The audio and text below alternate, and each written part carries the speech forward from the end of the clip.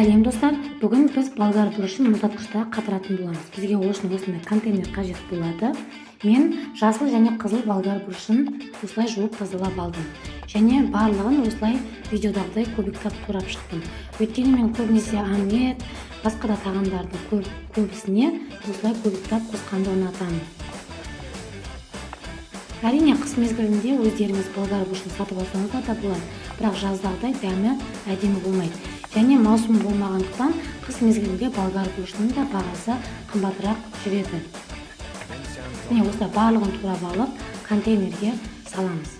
Және де басқа да формада қатырсаңыздар да болады. Міне барлығын осылай көбіктап турап контейнерге салып шықтым. Енді мұздатқышқа жібереміз. Міне мұздатқыштан алдым. 5-6 сағат өтті.